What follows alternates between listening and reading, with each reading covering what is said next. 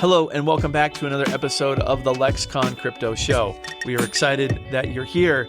Today we are going to jump into neck deep into the FTX debacle. I believe we're going to take a unique angle, at least from what I've seen so far in the cryptoverse, though there have been many takes and probably most I have either ignored or decidedly continued to scroll through.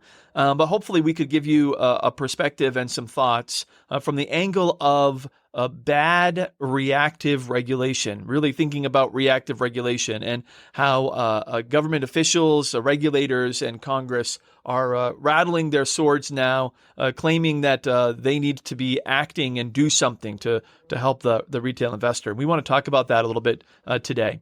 Before we do that, I'm happy to introduce for the very first time our sponsor of this show, Electo Analytics. Electo Analytics is a leading DC-based software company. They empower public affairs teams of all sizes to work faster and reach higher. Their scalable software features legislative and regulatory tracking, stakeholder engagement, collaborative project management tools, and more. If you're ready to take your policy work to the next level, please visit electoanalytics.com to learn more. And I can tell you, as a user of the platform and of the dashboard, the tool that they have built is very unique in the public affairs and government affairs space. The dashboard that they offer, tracking up to the minute, reporting from committee votes, if members, leading members of those committees or of houses are releasing press releases or issuing statements, their platform pulls all of that into one singular dashboard. I can simply log in, track for a specific thing. I can track the bills, track their progress, track latest votes. I also can track sponsors, co-sponsors, have direct access to their social media accounts, to their offices. It is an amazing platform that will save your public affairs team or government affairs team, or even just your crypto team who's watching regulation a tremendous amount of time and really help you to be on the cutting edge of what's happening. So once again, it's Electo Analytics. We're so grateful for them to be sponsoring us, and we hope that you will visit their website and check them out and learn more. Now, today in the studio, Alex and I want to jump into the FTX debacle, but again, like I said, from the angle of reactive regulation. And Alex, I know that a lot of times when these things happen, Enron happens, Congress a lot of times reacts afterwards. Very rarely do we see proactive regulation, and a lot of times we see reactive. And I think this is one of those scenarios where over the last couple of days, Congress is blasting FTX, and you see these headlines, regulators get serious. And I'm always saying to myself, like, where were you guys a couple of years ago, right? Like, this didn't just happen overnight. So today we want to talk a little bit about this sort of idea of reactive regulation. Yeah, I saw Senator Ron Wyden, who was reelected this year, say that, there's going to have to be oversight, and he's going to call a number of people in for different hearings. And he dropped in that quote 2 of the committees that he's affiliated with and one that he chairs. So almost suggesting those people who really, really care about consumer protection or other aspects of crypto, they might have multiple bites at the apple, and they're going to use not only their bully pulpit, but their bully pulpits plural, if possible, to show how much they care. Yeah, and I actually saw just now Maxine Waters and Patrick McHenry both announced that they were going to be holding in December hearings from the Financial Services Committee in the House. So even before the new Congress takes over, they're saying they want to start investigations and start looking at things. Most hearings and testimony in Congress is really very lightly attended. Pre-COVID, you could just show up as a member of the public and walk right in, and it's a largely empty room. Not only is the audience sparse, but committee membership is usually sparse. You'll have a few people up there, people coming in, coming out. So while hearings may sound that like a group is being taken seriously, like when you report that a hearing is going to happen, that sounds like a zing. When you look at the reality of it, it communicates sort of maybe the limited interest in crafting questions to do much of anything. Now, I've been very critical of the approach that the SEC under Gary Gensler has taken towards crypto And I've been mostly in favor of the way that the CFTC has been handling it, though the Uki Dow case, I think, is could be called into question. My point being, I believe that a lot of the regulatory action that Gary Gensler has taken to date, shutting down Tornado Cash, other examples which we could go into, have not necessarily been about the perpetrators of these so-called indiscretions, but rather their effort to raise the flag and cause Congress to act, and in an effort to try and highlight specific aspects that they want to regulate, or that they want laws to be made about, and creating sort of a environment of reactive regulation. Yeah, I think I know you're a political and government junkie and, intimately involved in this space, but it bothers me in some ways that you even know Gary Gensler's name. Sometimes if you're working in a government capacity, rule number one is you never want to be the story. Sometimes the public wants to be able to associate an authority with some sort of a problem solves, that something's under control. Dr. Fauci obviously became synonymous with government public health with respect to COVID. I think Gensler as an individual with opinions is a little bit problematic. He is not an elected official. He is not a constitutional officer in any way. And of course, there are opportunities where we want our executive branch to execute, and our regulatory agencies are there to regulate. But it's never a good idea when it seems like our commissioners or our chairs are just making things up. Yeah, well, and especially when it appears that they are taking overt actions to try to get someone else to do something that they want them to do. So the way that Tornado Cash was handled, as an example, was they froze accounts. They froze what they knowingly legitimate legal transactions. They went in and, sort of carte blanche, stopped, froze everything. And it was done in an attempt to cause such a stir that there would be some action taken. And I believe when Gary and the team from the SEC did that, I believe it was intentionally to try and get action before the new Congress would come in.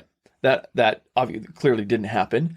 The nature of crypto is so bipartisan that it's actually one of the few issues in DC that you see lawmakers really collaborating and working together on. Do you think that's because of a sense of inevitability of it? No, I think it's just that it is truly, it's the complex nature and the vastness of its span. So there's even debates about which committee is supposed to be the one, or which agency is supposed to be the one that regulates it. Is it the banking agency? Is it the CFTC? Are these commodities? Are these securities under the SEC? Right? There's even legitimate debate about how to define what a token is. There's probably pretty good member-to-member education going on, and I think I like this idea. Sometimes folks talk about members spending too much time in the swamp and not being in their districts. I probably have a contrarian opinion to that, where I wish U.S. House members spent more time in D.C. getting to know their colleagues. And I am hoping that on this issue, and we can ask some members about this, whether they get together over dinner and say, hey, can you explain Ethereum to me? And I think there's a good chance that that's happening. That's exactly what's happening. I know that is what's happening. That's actually kind of wonderful, because if you think about different committee assignments, everybody can't be experts on everything, and you would hope on certain matters that there's some sort of, I wouldn't say deference necessarily to other members being bigger experts, so you vote in lockstep with them, but peers should educate one another, and if they know a little bit more about something, explain it to their colleague. Yeah. Yep. So in light of so all of that to say that what seems to be happening with, or what seemed to happen with FTX, which we don't need to rehearse. I know our audience is well aware of that. What has happened over the last week or so seems to be playing directly into Gary Gensler's I agree. objective. FTX has become synonymous with the entire crypto industry. Yes. And I had somebody who knew that we were working on this enterprise and came to me recently and said, hey, I saw this news about crypto.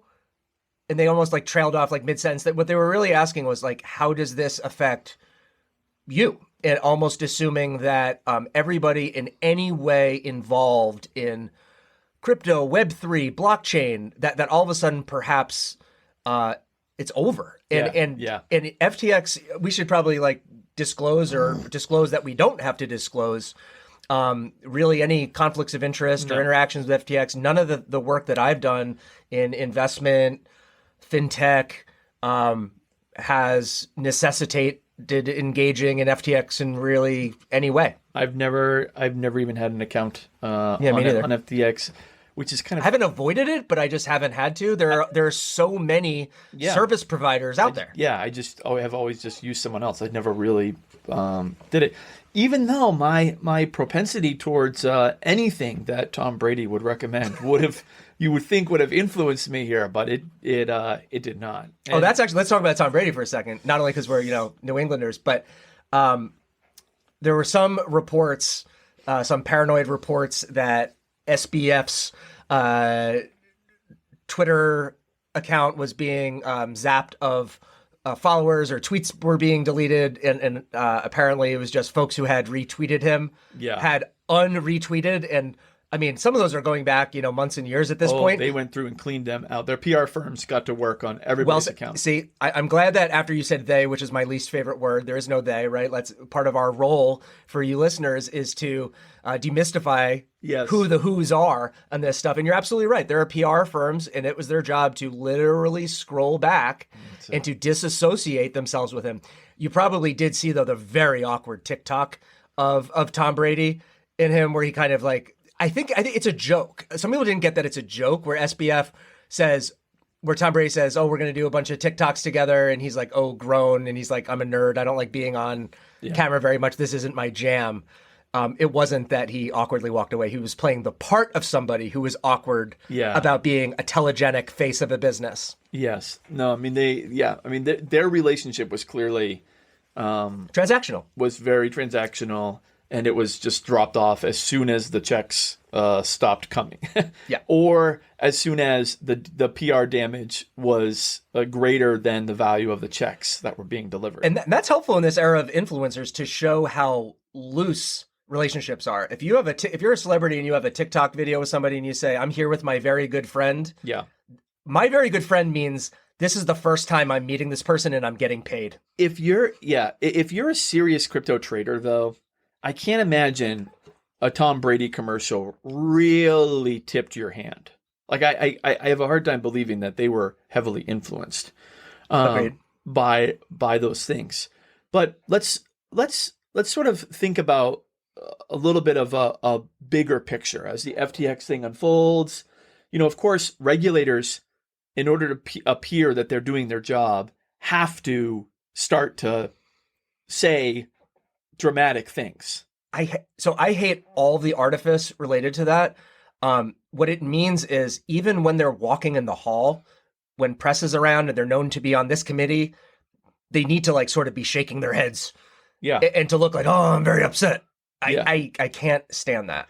So, do you think that, or let me ask you a different way? Why do you think the SEC sat dormant, inactive? Why do you think the CFTC sat inactive? Why do you think these regulatory bodies, lawmakers, Congress, why are they now upset when it was pretty well known before this that things weren't necessarily all on the up and up there? I don't know if it's the steep learning curve where, government is always going to be a few moves behind the private sector. And in some ways that's by design in America. We have no ex post facto laws. We are going to be reactive to an extent in terms of how we establish laws and regulations. Yeah. We don't preemptively stifle in America for the most part, but when it comes time to enforcing laws, I mean, you can always say that they're short-staffed or they don't have the resources or the expertise necessary to understand even what's happening. And just because government doesn't understand what's happening in a company, well, they don't get to invite themselves in to be told what to do. There are certain disclosures that have to be made by companies, but for the most part, they don't know what's going on behind closed doors, and that's not them not doing their job, but that's them obeying other things that limit their access to interfering with the operations of private enterprise. So the personalities of Alex and I are displayed here in the answer to this question. Alex is much more educated. My shirt has buttons, and he's wearing a hoodie. And diplomatic. He also is much more fair-minded, where I am much more cynical and perhaps tend towards a conspiratorial. And I have my answer to this is money. And I have money on two fronts. One is the very now disclosed, disgustingly muddy ties that FTX leadership had to the SEC, including, of course, the CEO of Alameda. Her father was the former director of the SEC and the boss of Gary Gensler, in previous lives. The idea that Sam's mom is a Democratic fundraiser, the idea that, a week after announcing the launching of FTX, the Democratic Party and their largest donors were the very first. And Abraham Lincoln and John Kennedy's secretary had the same name. I'm messing with you. I think because I do think that you can tell that story as a cynical conspiratorial person. That's all I'm saying. There are enough facts to grasp at. So the other facet to this money debate argument, though, less conspiratorial, is in a more factual way, is simply this. Congress, the SEC, and the CFTC have known about crypto since 2010. This is not a new idea or a new thing. We don't have suddenly an overnight $3 trillion industry. It's been 12 years in the making, and it has been a topic of conversation, but there's been no action, literally no action whatsoever until the last 12 months. That correlates directly with no crypto lobbying until the last 12 months. Only in the last 12 months, sure, maybe outside of that 18 months, but very, very little sparse action has been taken around money actually coming into DC. So I won't call it an inside job, but it is interesting in terms of the structural interests of certain organizations where you never let a catastrophe go to waste, or what is it that Rahm Emanuel said, sort of a thing? Never let a disaster go to waste. Right. And so in some ways, if you think about it, if you're at the SEC and some of this stuff happens, the reaction of either the big government side being Democrats or the law and order side being Republicans, you probably stand to get more funding, more attention. It's not so pernicious that if you work for the National Institutes for Health that you don't want diseases to be cured, but there is kind of this like structural interest in some ways. If you are a lifer at the SEC, you kind of want stuff to like regulate. Yeah. Well, otherwise you're out of business. Well, I think that there's an actual real turf war that's created between the CFTC and the SEC. I think we've seen that play out where they're literally like, no, crypto should be regulated by us. No, crypto should be regulated by us. Right? That's driven by political appointees who are appointed by the president, and their goal is, as a political appointee, to show and demonstrate their authority and their swelling, agencies in areas of regulatory control. And in the short to midterm, which is all that we as humans have to live, if you're a career-minded person working at either of those places, the controversy of it and the turf war of it in the short to midterm is going to mean more funding for both. That's it. I mean, that's literally it. They get to expand their budgets. And a political appointee, at the end of the day, what do they get to say? Oh, they took action against Tornado Cash. They helped grow the SEC. and guess what? They get to move on to a Fed Reserve position, or they get to move on to some, whatever the next. And when they're telling the story chair. about what they do and their role at a lower information audience, so when they're at the Thanksgiving table and they're throwing some shade at the other side that didn't do something, and they're framing and justifying what they're doing as doing the most ethical work, that the rest of the family is, oh, well, they want to be salved. They want to know that their family members are on the good side of things. So everybody with an involvement in this is framing to their immediate social networks that, they are doing all that they can do. Yeah. And I blame the FTX debacle squarely on the SEC. The fact that they have to retroactively say, "Oh yes, things need to be done," it demonstrates that they didn't. An interesting tidbit is there was a division of FTX which was being regulated, the FTX derivatives. They were an entity, obviously, of FTX, regulated by the CFTC. The FTX derivatives has full reserves, has full funding. They've been totally compliant because the CFTC has regulated them and forced them to do so. The SEC has been totally negligent in an area that they, for the last 10 years, have claimed they have oversight on, and yet multiple times now have done nothing. Yeah, things that are watched do perform better. And that's true not only in government oversight, but that's true in the private sector. There's some of those wonderful studies about do people, perform better in the office if it's hot or it's cold.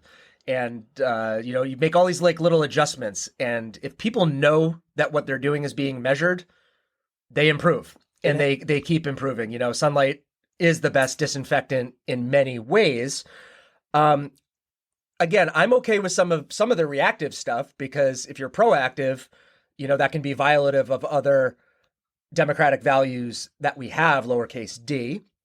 But you're right, though, to the extent that one of the things that's really, really awful about reactive legislation is a lot of times it overly describes or carves out a certain specific type of company, like some of the big box legislation that you have in zoning, where it's like, the minimums for this or for that, or the maximums. I mean, they're talking about Walmart. Exactly. And when you design a law around Walmart, if you design a law or regulation around FTX, you're wasting your time. Well, so this is a great illustration in the real estate world, because this is true. Even at the state and local level, they hear about Walmart perhaps looking in their area. They rush to create some sort of zoning regulations, which Walmart ultimately ends up passing. Saying like, "Oh, we're not going to work in your town," and unfortunately, the town now for the next decade has this oppressive regulation, which is keeping the small guy from being able to operate and function in a way that he can, and has to play to these Walmart standards now. It's a disaster. Reactive regulation is almost always created to solve one specific issue. So for me, what I would say the most proactive thing to do, like I'm always looking for Congress to do more, like clearly make it illegal to do certain things or incentivize or disincentivize certain things. I'm always looking for congressional action over the administrative state. So for me, the most proactive way to clean up some of this stuff is to elect thoughtful, policy-minded politicians. And it's going to be a while before we have an even number year. We just had elections. So it's going to be some time before we have the opportunity to weigh in on who we have in Congress. I do know that some of what we're going to be doing is evaluating that next Congress and determining some of the fresh faces and, who is the most up on this stuff, because this is an opportunity for us to take a look at the talent pool that we have in the Congress. Who's up to understand and improve an industry that we care very much about. Yeah. No, I think there's going to be a lot. There's going to be a lot that happens here, especially in light of our first presidential candidate already announcing his candidacy. So the season for the presidential campaign has officially opened, and is only going to get more and more heated as we move forward. In the backdrop of that spectacle will be, the work that Congress does, the work the Senate does, So I don't know. It's going to be a lot that is going to occur, especially around crypto regulation, especially around how they're going to handle this FTX situation. What other situations in the next 2 years are going to occur? I would be willing to wager that there will be more crypto companies who will also be having insolvency issues, and there'll be more work, I think, to do from a lawmaker's perspective. So lots of things to consider. We want to thank Electo Analytics for supporting us in this episode, and I want to thank you, the listener, for participating and coming along with us. We'd love to hear from you if you have comments or even questions, things like that. We're very easily found on LinkedIn under Lexicon Crypto, or you can visit our website, www.lexiconcrypto.com.